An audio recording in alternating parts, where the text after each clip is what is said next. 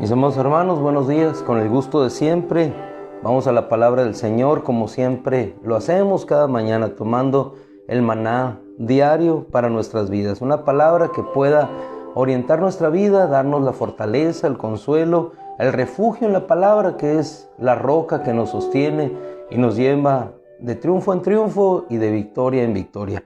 Aunque no puedas creerlo, que sé que si lo crees, somos victoriosos en Cristo Jesús. ¿Por qué? Porque la victoria ha sido dada a nosotros por anticipado en esa resurrección gloriosa, en esa vida eterna, en ese sentar de Jesús a la diestra del Padre, en el cual esa posición estamos nosotros también.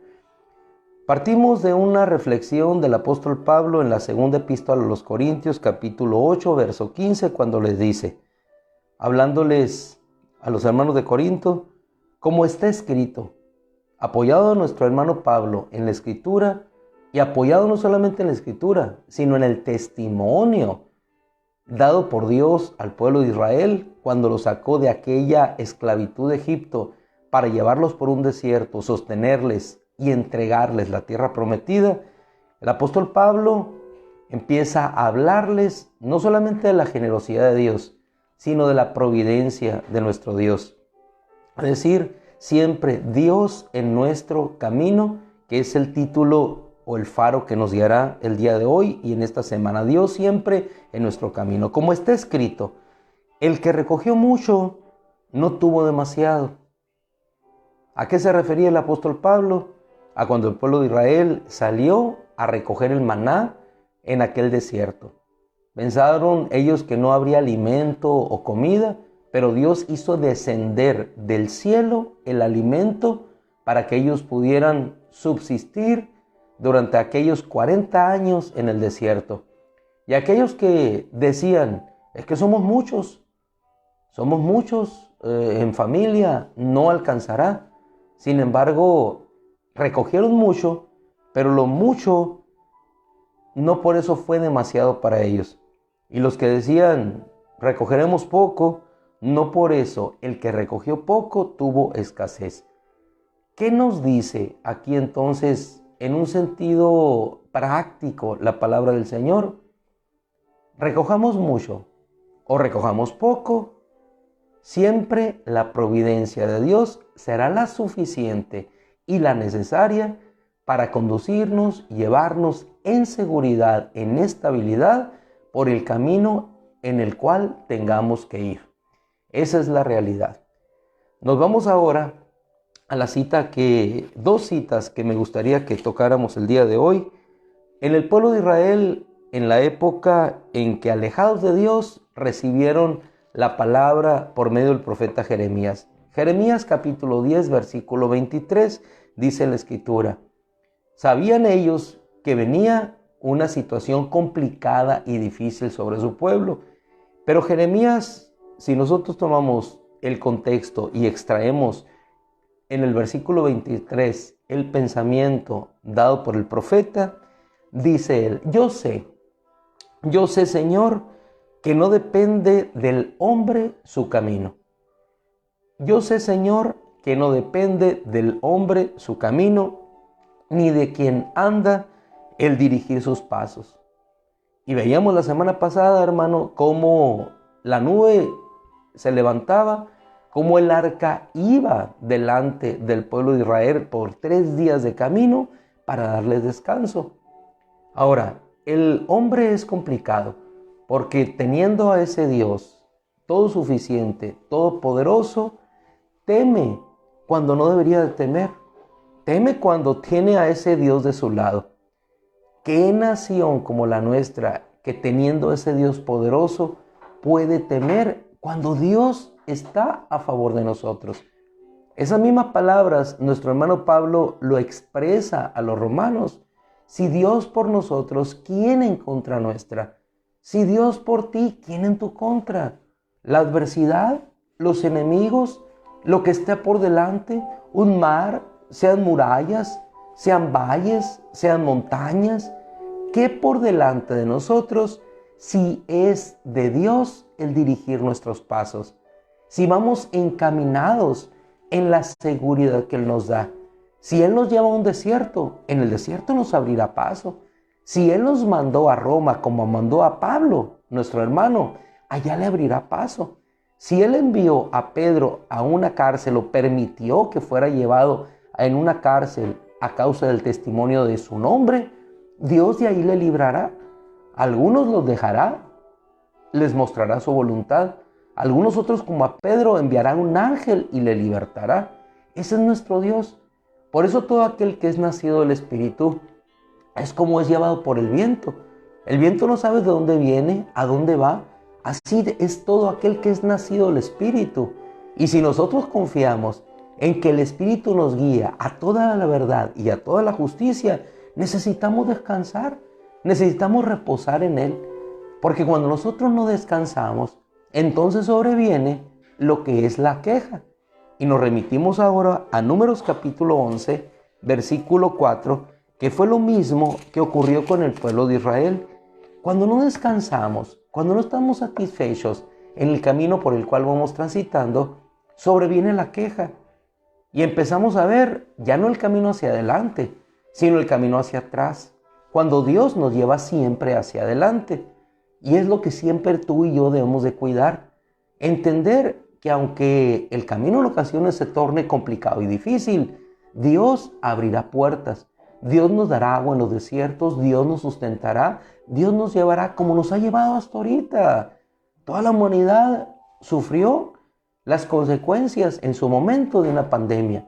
Y hoy estamos sufriendo las consecuencias, ya no solamente de la pandemia, sino de las decisiones globales que están impactando a cada uno de nosotros. Sin embargo, cuando pensamos que las cosas se van a complicar, de pronto alguna región que se decía que iba a estar en un clima demasiado gélido o los inviernos muy rigurosos, de pronto no lo están. Y aquellas regiones que necesitaban un clima diferente, ahora lo tienen. Regiones que no tenían agua, ahora el agua les abunda. Regiones que el agua les abundaba, ahora el agua les escasea. ¿Y qué tenemos que ver nosotros sino la mano poderosa de Dios? Bendiciendo a unos, a otros mandándoles alguna situación de dificultad para que sus corazones se acercan a Él. Él es el que controla todas las cosas, tiene control. El hombre podrá decidir, pero al final nuestro Dios es el que tiene la determinación final sobre todas las cosas. Llegamos entonces a Números capítulo 11 y después vemos ahí de que habiendo yo recibido el testimonio de que el arca iba delante de ellos 3 días de camino para darles descanso, sin embargo el pueblo de Israel se quejó, empezó a quejarse ante la adversidad. Tú y yo enfrentaremos adversidad, pero cuando la enfrentamos sabiendo que nuestros pasos van dirigidos por Él y tomamos la conciencia de que Dios es por nosotros, no contra nosotros, como lo pensó el pueblo de Israel. Dios está en contra nuestra. ¿Cómo va a estar en contra nuestra un Dios que nos libró de la adversidad? La adversidad sobrevendrá, pero ciertamente Dios está con nosotros. El arca va adelante para llevarnos y prepararnos un lugar de descanso. Sin embargo, muchos en el pueblo de Israel no lo entendieron. Y es meritorio hoy que tú y yo entendamos que la queja no produce una actitud agradable delante de Dios. Dice que el pueblo se quejó ante la adversidad. Y tenemos 2 opciones ante la adversidad. Una, enfrentarla en el nombre del Señor. O la otra, quejarnos y regresarnos a la esclavitud. De ti depende la actitud que tengas.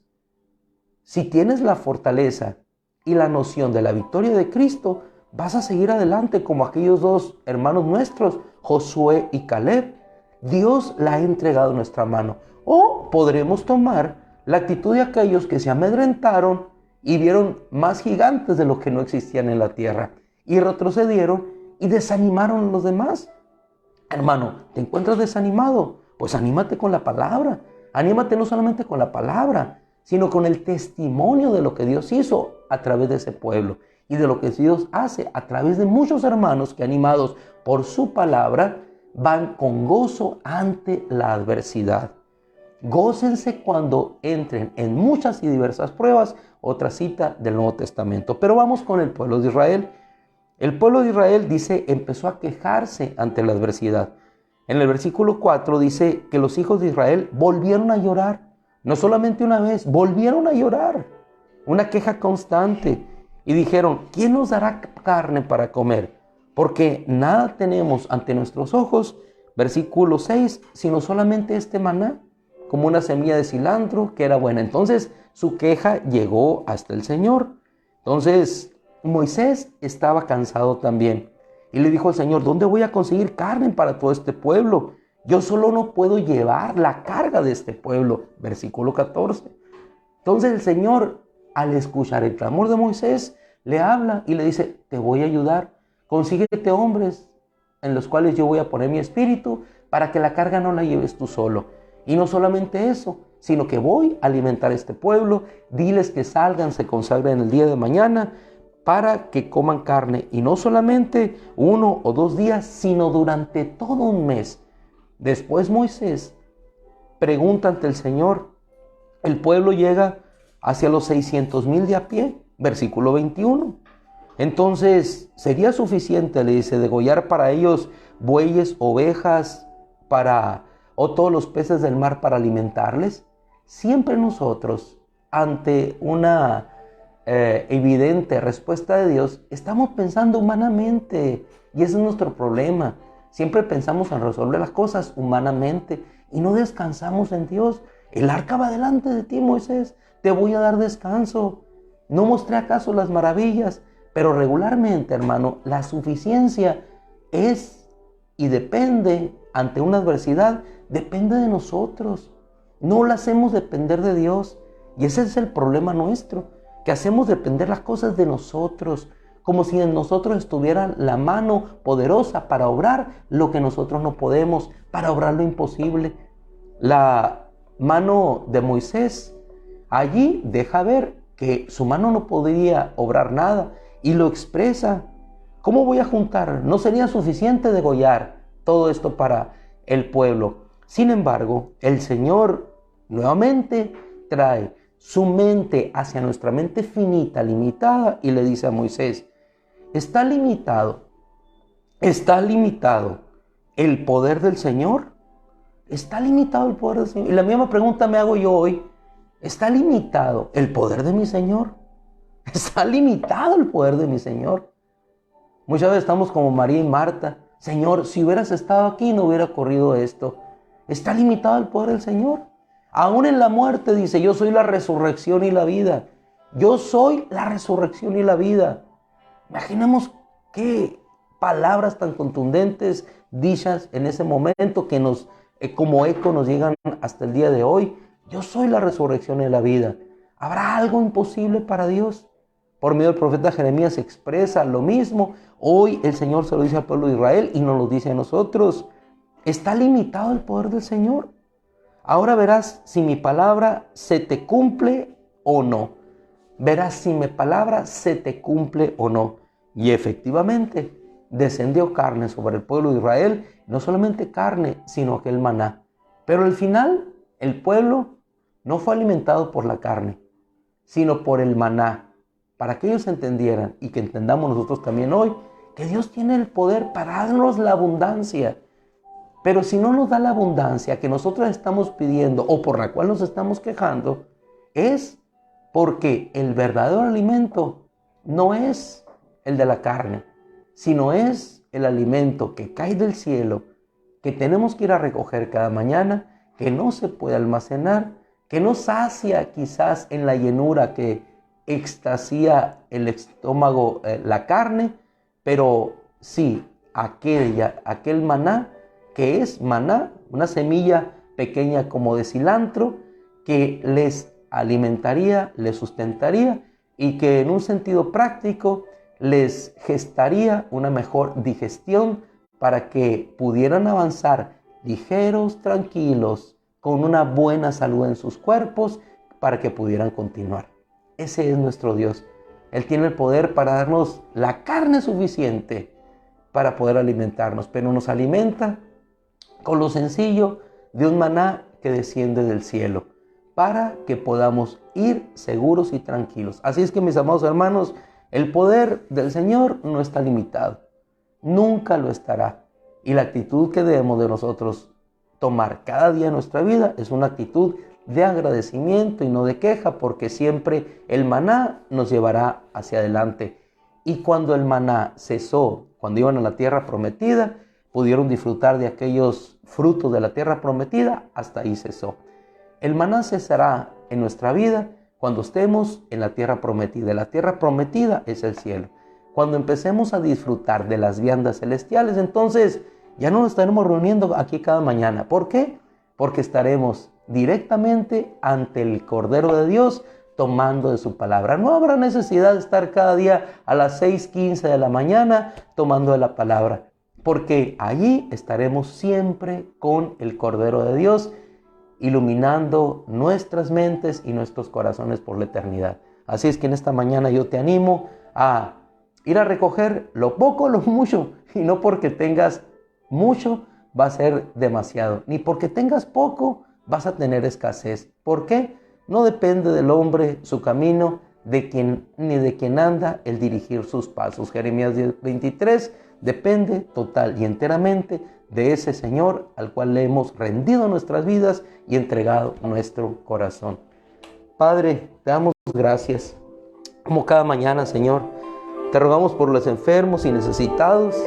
Te rogamos, Padre, por nuestra hermana Lucía Segura, Señor, que tú le ayudes en este día, que le sigas levantando, Señor, con toda tu fuerza y tu poder y en sanidad. Te damos gracias por aquellos, Señor, que no nos hemos podido ver en la congregación por cuestión de situación médica. Te ruego que les levantes, y algunos otros, Señor, que desalentados o desanimados se encuentran, que vuelvan, Señor, a encontrar la fuerza y el poder que solamente hay en ti, porque en ti todo es posible, no está limitado tu poder, Señor. Y aquellos otros, Señor, que tú nos has dado por tu gracia, momentos de fortaleza, Señor, y de victoria, síguenos manteniendo, Señor, para que esa fortaleza dada por ti siga, Señor, sosteniendo a otros, en el nombre de Cristo. Porque entre más débiles somos, Señor, más reposa en ti nuestro poder, tu poder, Señor, en cada uno de nosotros. Gracias, Señor, en el nombre de Cristo. Amén. Gloria a Dios. Mis amados hermanos, aquí trabado al final, pero siempre adelante. En el nombre de Cristo, Dios los bendiga. Un abrazo. Nos vemos el día de mañana, si Dios quiere. Que el poder de Cristo repose en cada uno de nosotros para victoria en este día. Amén y amén.